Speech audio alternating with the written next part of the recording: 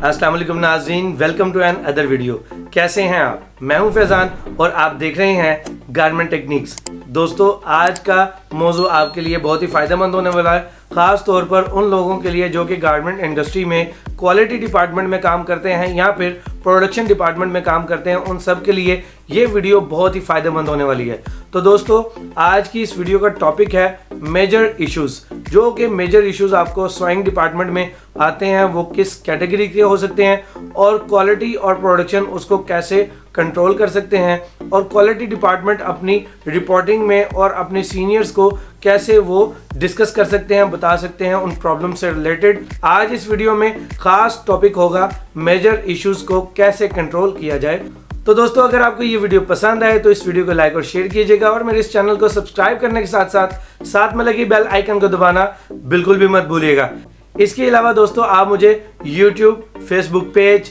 TikTok और snack video पर भी फॉलो कर सकते हैं। तो चलिए दोस्तों, बढ़ते हैं अपने इंटरेस्टिंग टॉपिक की तरफ, जो कि है मेजर इश्यूज पर जो कि सोइंग डिपार्टमेंट में आपको फेस करने पड़ते हैं।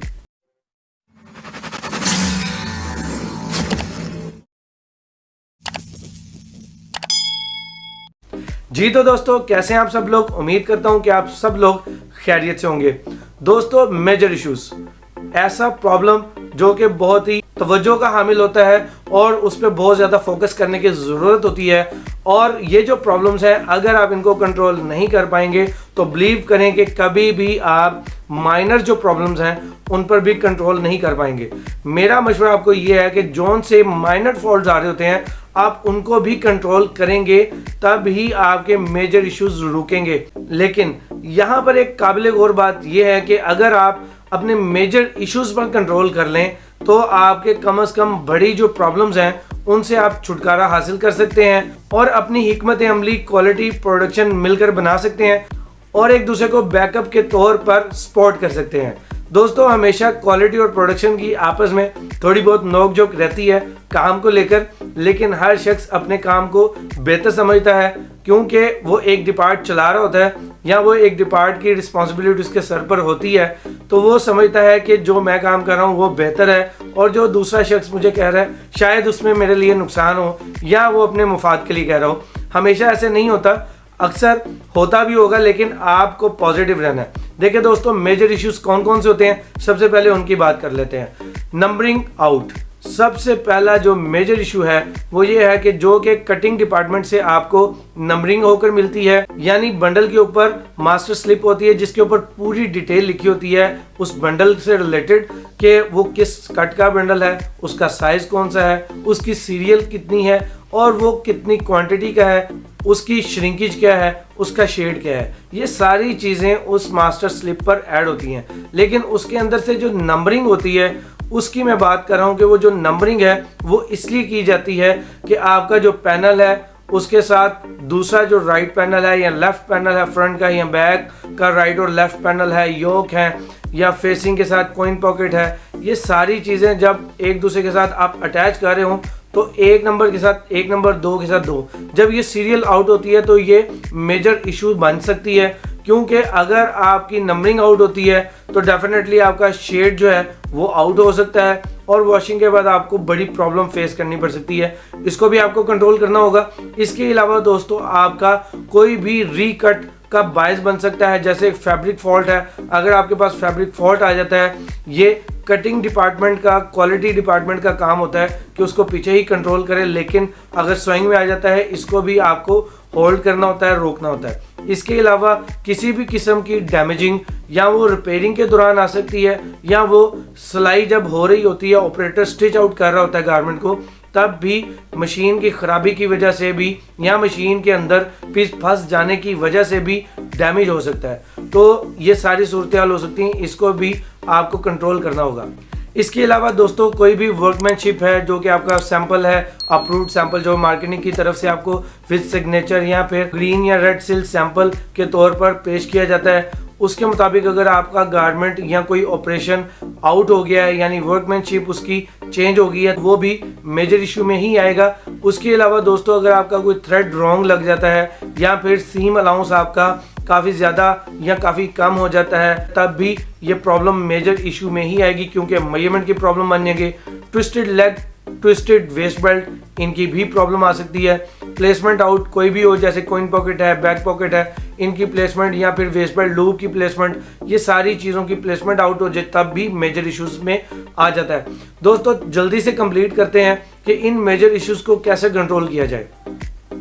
देखिए दोस्तों, सबसे पहले तो क्वालिटी और प्रोडक्शन एक दूसरे को बैकअप दे और एक दूसरे की सपोर्ट करे, और जो ऑपरेटर्स हैं उनको भी उसमें शामिल करे और एक टीम की तरफ एक दूसरे को लेकर चले और एक टीम की तरह एक दूसरे के साथ अपनी प्रॉब्लम्स हैं वो शेयर करे। अगर किसी कारीगर से जो कि मशीन ऑपरेटर है उससे काम खराब हो जाता है तो उसे चाहिए कि वो अपने सुपरवाइजर को बता दे, और सुपरवाइजर को चाहिए कि क्वालिटी वाले को भी उस चीज़ में शामिल कर ले कि मुझसे ये प्रॉब्लम हो चुकी है या इस शख्स से ये पीस खराब हो चुका है, इसकी हम रिप्लेस करवाएंगे, बजाय कि आप पीस को साइड पे नीचे कहीं घुसा दें और बाद में उसकी क्वांटिटी का इशू बन जाए, या फिर जब वो आखिरी मराहल पर हो तो पता चले ये तो बंडल ही कंप्लीट नहीं है, तो तब भी टाइम वेस्ट हो सकता है। तो इन चीज़ों से भी आप बच सकते हैं एक टीम वर्क के ज़रिए। इसके अलावा क्वालिटी वालों ने क्या करना होता है, जो भी मेजर इश्यूज आते हैं वो एक मेजर इशू का अलग से फॉर्मेट होता है, उसके ऊपर आपने 1 घंटे के अंदर जो भी आपको इनलाइन में